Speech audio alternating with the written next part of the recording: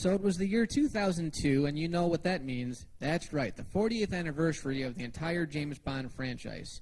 In 40 years, we had seen 20 movies based on British secret agent 007. We had come a long way from Connery to Brosnan, and this was Bond 20.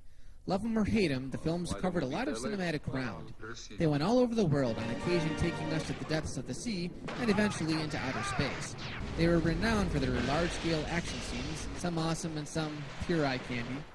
Thanks to Q, the lovable weapons expert, we were exposed to all kinds of secret agent gadgets and memorable automobiles that could fire missiles, self-detonate, and hell, navigate underwater. And there had been 5 actors portraying the character up to this point. Bottom line, this was a big deal to a lot of fans. But could it live up to the hype? Hell, name one movie that could. Why does this sound like the series farewell? Well, technically, this would be the last film in the original series canon. Even though the next film, Casino Royale, is often referred to as Bond 21, that one's a reboot that erases the entire Bond mythos in order to start off fresh. Not that it matters much, because let's face it, in 20 films, there's just not that much continuity. How many money pennies and M's did we go through? But this was it. I don't know if they intended it to be the last one, but this was Pierce Brosnan's final outing as 007. And honestly, it's amazing how many references it has to the past films. Evidently, it nods to every Bond film in the franchise. All that, and it tells a story? Well, that remains to be seen. Without further ado, let's dive in. Movie opens. Bond and some fellow agents ride the waves along the shores of North Korea, where they intercept a guy in a helicopter and steal his briefcase, which is filled with diamonds. Loading it with C4, Bond prepares to deliver it to the villain, Colonel Tan Sun Moon. Doesn't that somehow translate to Tan Butt Crack? Moon is illegally trading diamonds for military weapons. Of course, they figure out who Bond is, and right away, they start going apeshit, firing at anything that moves. Bond detonates the C4, escapes in a hovercraft, where shit blows up, the bad guys give chase, and eventually they cross over a minefield. There's a final one-on-one confrontation where Colonel Tan Butt Crack careens over a waterfall to his death. Daddy ain't none too happy about it. So Bond gets captured by the Koreans, and we transition to the title sequence, mainly done with flashy CGI, and to a Madonna pop song. I'm gonna wake up, yes and no, I'm gonna kiss. I have to say, though, this is one of the few opening title sequences that grabs my attention. It's a torture sequence. It's all about James Bond getting the shit kicked out of him. I like how they imply the use of scorpions during the song. So all in all, this is at least an attention grabber. We switch to, holy shit, he was there for 14 months? Well, what the fuck, Em? He's risked his ass time and again for the crown, and this is how you repay him? Oh, fuck you, Judi Dench. So we come back to James, who is now being played by Tom Hanks from Forrest Gump, apparently. As it turns out, James is being traded for the North Korean terrorist Zhao. Yeah, the guy who got his face all mangled by that diamond blast in the beginning. He's all pissed about it, but I don't know. He looks more daring now. Shit, if I had a facial disfigurement, I think that'd be the way to go. And what is Michael Madsen doing in this movie? You do know this is a PG-13 flick, right? Shouldn't you be slicing off some guy's ear right about now? So Bond realizes his mission was compromised, and that even now, looking like a homeless guy, he's being set up so that Zhao could be released. M revokes his license to kill, which as we all know, wouldn't be his first time. He starts to have flashbacks about what a kick-ass intro this movie had, and suddenly loses his mind, zapping the doctors and escaping MI6 custody to once again go rogue. He saunters into a 5-star hotel where he's automatically given access to the presidential suite and shaves that vagina from his face. He then realizes, surprise, he's on candid camera. Hoping to resolve old wounds and settle a score, Bond and Korean hotel guy no one cares about strike a deal where Bond discovers his buddy Zhao now resides in Cuba. Bond goes to Havana, where he meets up with NSA agent Jinx, working for Michael Madsen's character. Notice the shot where she's coming up from the water? What does that remind you of? It's one of those throwbacks I mentioned earlier. We'll cover the whole list later, but for now, mark that as number 1. Jinx and Bond exchange more sexual innuendos. Wow. Now there's a mouthful. Nothing to see till the morning. Not out there, anyway. So what do predators do when the sun goes down? They feast. Like there's no tomorrow. You know what? Remember when Bond girls didn't know they were going to be fucked by a British super spy? Since Brosnan took over, these girls have all been like, I know you're going to fuck me, so let's talk about how big your cock really is. Okay, it's Havana, so I'm sure people have one-night stands all the time out here, but I mean, seriously, it's Pierce Brosnan and Halle fucking Berry. Not the likeliest of matches. It might be interesting to note that this is actually the first sex scene between Bond and his mate. Yeah, I know, he has a lot of sex, But they never actually show the sex, do they? Before now, it's always been implied by cutting to the after sex. But here we have an actual sex scene, so kudos to the director. It only took 40 fucking years. So it turns out Bond and Jinx are working on the same case. Of course, Jinx is fighting for her government, and Bond flat out just wants revenge. Bond infiltrates a hospital where he finds Zhao, they fight, Zhao gets away, with both Bond and Jinx going after him. Now Bond I can understand, he's old. Hell, it took 5 actors to get him this far. But Halle Berry, you know, she's young, athletic. How the hell do you let him get away? So the Havana soldiers almost catch her when she jumps from a ledge and makes her get away. And James is standing right there and they don't do a damn thing to him. What is he, a fucking ghost?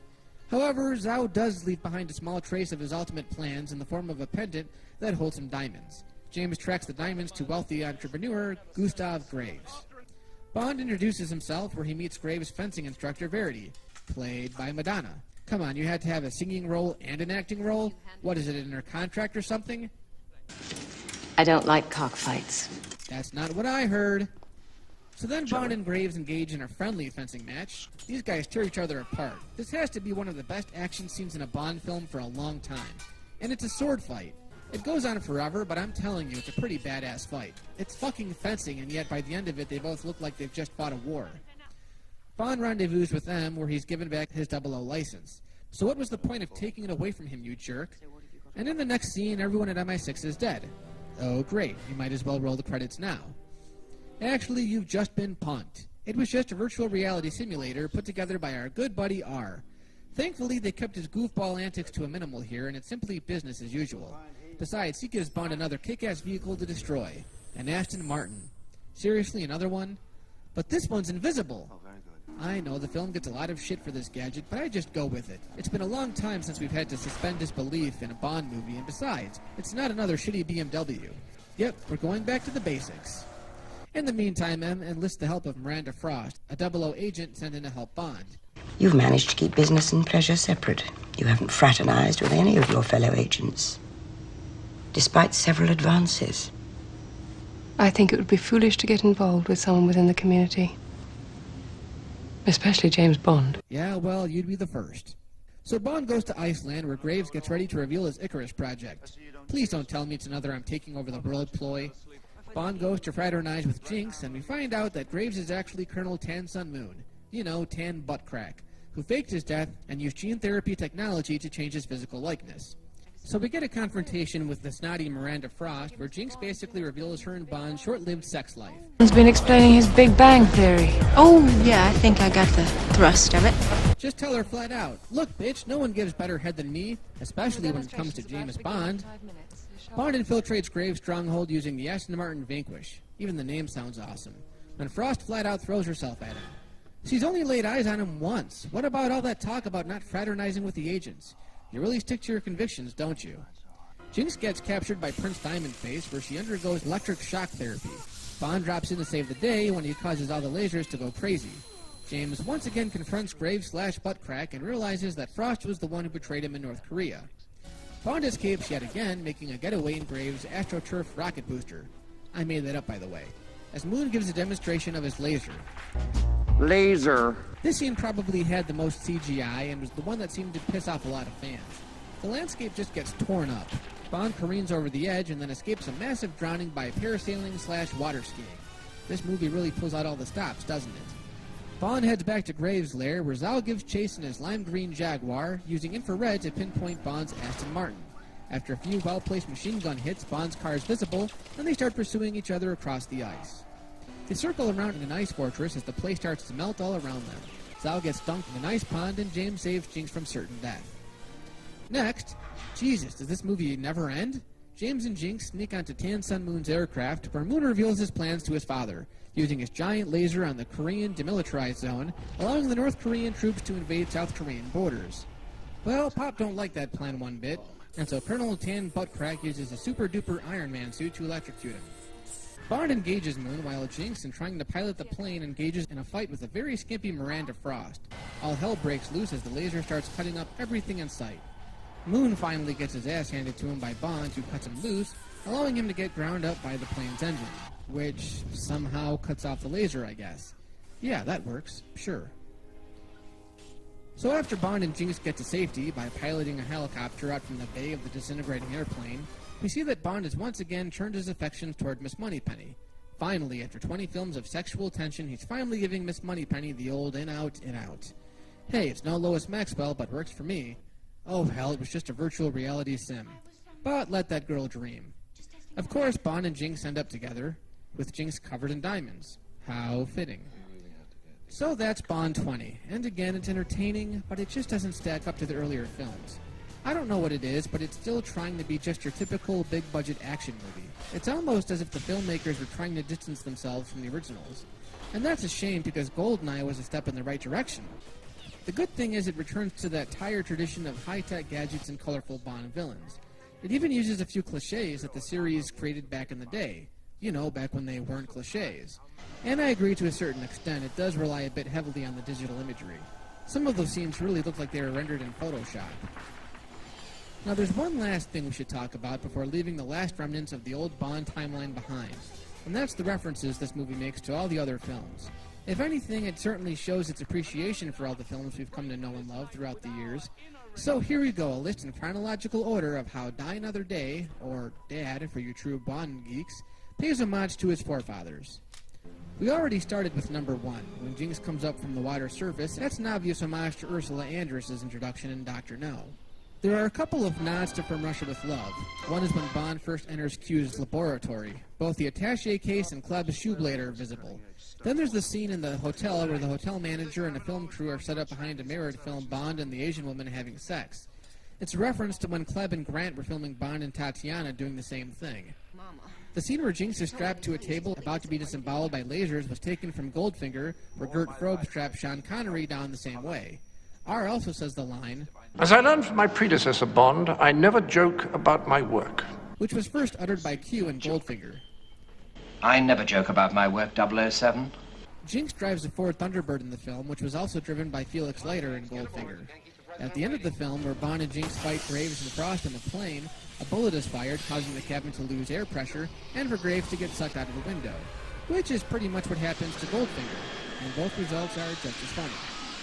There's a scene where James casually eats some grapes after a kill. This is reminiscent of Sean Connery eating after a kill in Thunderball. Also in Q's laboratory, we see Connery's jetpack. In Cuba, Bond borrows a 1957 Ford Fairlane, which was the same year Fairlane that Count Lippe drove. In the final scene between Bond and Jinx, listen to the music. Yeah, it sounds lifted from You Only Live Twice.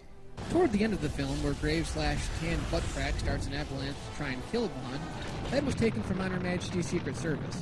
And you know the uniforms the guards are all wearing? They bear a striking resemblance to the uniforms Blofeld's men wear in that film. The whole diamond caper was lifted directly from Diamonds Are Forever.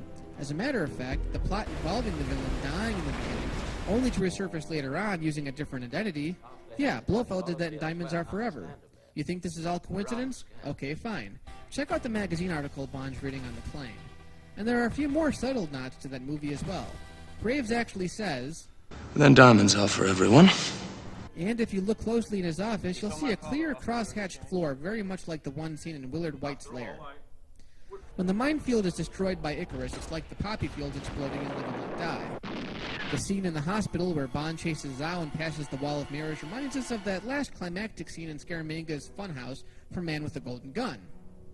When we first meet Graves and he's parachuting to the ground, okay, this doesn't necessarily have to be a reference, but it's the same parachute Roger Moore used in the beginning of The Spy Who Loved Me. The fencing match where Bond and Graves destroy everything in sight mimics the Venice fight scene from Moonraker. Also, the outside of Graves' command center is a tropical forest akin to Hugo Drax's base. There's a fencing club in the film called Blades. This was a card-playing club in Moonraker. When Bond dangles from the cliff near the end of Die Another Day, it's reminiscent of the scene at St. Cyril's in For Your Eyes Only. In Q's laboratory, we see the alligator sub and the acro jet used in Octopussy. Here's a small behind-the-scenes reference. The ice chase takes place in Jakul Sarlan, which was where the pre-credit sequence of A View to a Kill was filmed. The Aston Martin ice chase, as well as the fight in the cargo jet plane, are both reminiscent of fight scenes from The Living Daylights. One of the plot threads that borrows directly from an earlier Bond film is where M revokes 007's license, which is exactly what happens in the Timothy Dalton film, License to Kill. Look at Zhao's death at the Ice Palace. Travelin met the same kind of end in GoldenEye. Also worth noting, both Travelin and Zhao have scars on their right cheeks, both given to them by Bond. There's a scene where Bond tucks a gun under his pillow. What did Paris Carver ask him in Tomorrow Never Dies? Tell me, James, do you still sleep with a gun under your pillow? And finally, there are even a few nods to the preceding film. The boat that Jinx uses to escape the clinic with, very much like the one the assassin uses in the pre-credit sequence of World Is Not Enough. Pieces of David Arnold's score for World Is Not Enough is also reportedly heard at certain moments of the film. So while some of these references are very subtle, it goes to show that the filmmakers wanted to do something different for the 20th installment. Do you think a lot of Bond fans noticed these little nods? Like I said way back in the beginning, I am by no means a die-hard Bond fan. Sure, they're a proven source of entertainment, but I didn't notice any of these references until recently. But as you can see, the producers certainly made this film with the franchise's legacy in mind. So with Die Another Day, again, we get a pretty good action movie. It doesn't quite live up to the earlier films, and I think a lot of that is because it's still pretty recent in comparison. With all the references I just pointed out, it really tries hard though. And for a 2-hour film, to sneak all that in had to be quite a feat. Tune in next time when we wrap up our Bond retrospective, delving into the relaunch of the franchise as we introduce Daniel Craig as the current 00 agent.